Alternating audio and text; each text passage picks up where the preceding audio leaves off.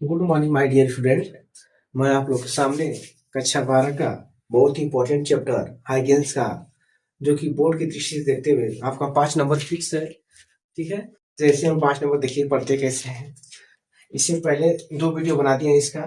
ठीक है, देख लीजिए। दूसरा है बेटा ये, ठीक है, एक तरंगांग और एक हाइगेन्स के तरंग के सिद्धांत। ये द्वितीय तरंग सिद्धांत है, हाइगेन्स के तरंग सिद्धांत को लिखे हैं, जिसको देख लेंगे बेटा हम लोग। देखिए, हमारा हेडिंग है, यही हमारा हेडिंग है कि हाइगेन्स की द्वितीय तरंगाओं के सिद्धांत। बोर्ड की दृष्टि में पक्का आना, एकदम 100 नंबर फिक्स है, एकदम 100 में 100 नंबर फिक्स है आपको। 5 नंबर एकदम फिक्स है, आना ही आना है। देख लेते हैं। हाइगेन्स एक वैज्ञानिक थे। हाइगेन्स क्रिश्चियन, इससे पहले वीडियो बनाए थे। ठीक है, क्रिश्चियन हाइगेन्स वैज्ञानिक थे। 1678 ईस्वी में उन्होंने इसका सिद्धांत दिया। इसमें 1678 में, अगर हम बात करते हैं, देखिए हाइगेन्स द्वितीय तरंगाओं सिद्धांत क्या कहे उन्होंने। देखिए, हाइगेन्स ने किसी माध्यम में तरंगों के संचरण के संबंध में एक नियम प्रतिपादित किया। मतलब कहना चाहते हैं, देखिए, कि हाइगेन्स ने किसी माध्यम में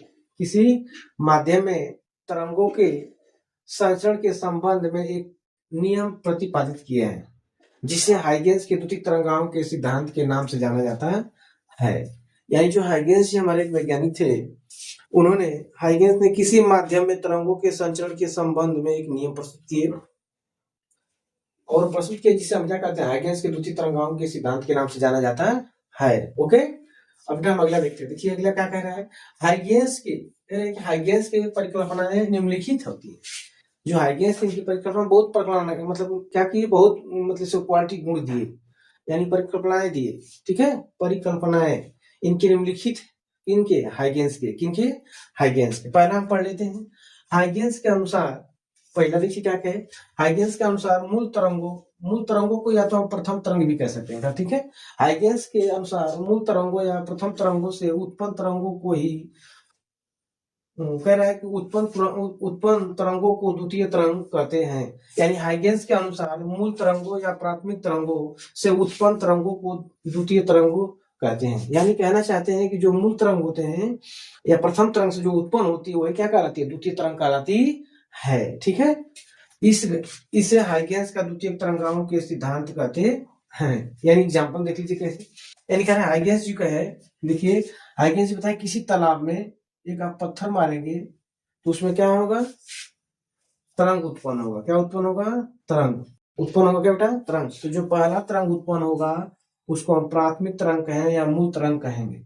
और इसी प्राथमिक तरंग से ही जब अगला जो तरंग उत्पन्न होगा उसी को क्या कहते हैं, द्वितीय तरंग कहलाता है। इसी को ही हाइगेन्स के द्वितीय तरंगाओं का सिद्धांत कहते हैं। फिर अगर देखिए, पानी में अगर पत्थर मार दिए हैं तो उसमें जो भी तरंगें उत्पन्न होंगी, जैसे एक बार यहाँ पत्थर में अगर पानी मार दिए तो इसमें तरंगे बहुत ज्यादा उत्पन्न होगी। तो इसको हम जो पहला कहेंगे, इसको प्राथमिक तरंगे कहेंगे या इसको मूल तरंगे कहेंगे। अब इसको क्या कहेंगे, द्वितीय तरंग कहेंगे हाइगेन्स का। फिर इसके बाद फिर प्रथम हो जाएगा, फिर इसके बाद कौन सा हो जाएगा, द्वितीय हो जाएगा। फिर इसी तरह बार बार एक क्रम चलता रहता है। उसी को क्या कहते हैं, हाइगेन्स का द्वितीय तरंगाओं का सिद्धांत कहते हैं। ये बात है। ठीक है, अब देख लेते हैं हम लोग। देखिए, अब उन्होंने क्या बताया, तरंग का सिद्धांत कहते हैं, अर्थात मूल या प्राथमिक तरंगों के बाद उत्पन्न तरंग द्वितीय तरंग कहलाती है।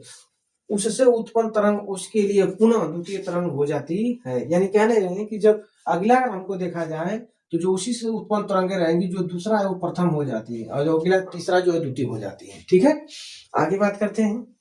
हाइगेन्स के अनुसार प्राथमिक तरंग तथा द्वितीय तरंगों के बीच एक बंद अनुवालोप, एक तरह है कि एक बंद अनुवालोप बनता है। कैसा बनता है बेटा, बंद अनुवालोप बनता है। जैसे एग्जाम्पल देख लीजिएगा।